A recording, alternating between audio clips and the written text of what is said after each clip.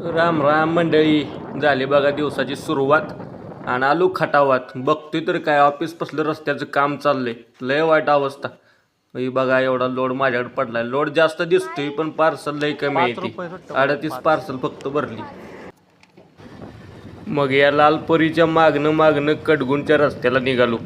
तिथं एक पार्सल होतं ते दिलं.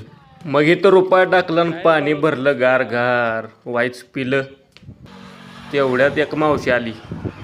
कधी 400, कधी 450, कधी 500, कधी 350, जेवढा माल असेल त्याच्यावर.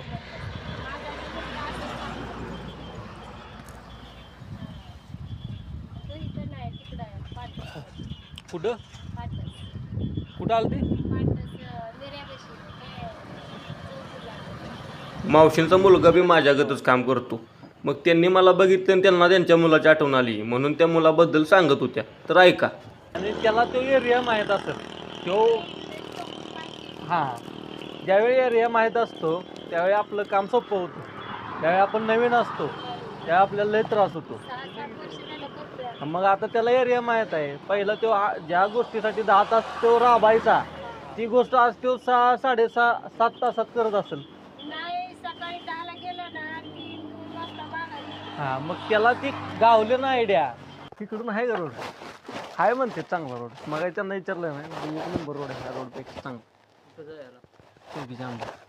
हे आंबा इकडं राहिला ते आंबेरीची निघतो. आंबेरीच्या पुढे ते डोंगरावून बघतो एकदा जाऊन. आता जाऊ तिकडे उलट. त्यांनी सांगितलं मला तिकडून नको जाऊ, तो रस्ता नाही चांगला. तरी बी मला वाटलं त्याच्या आईला जाऊन बघूया एकदा. मग मी तिकडं गाडी घालायचं म्हटलं आणि हिथली पार्सल देऊन मी त्या रोडनं निघालो.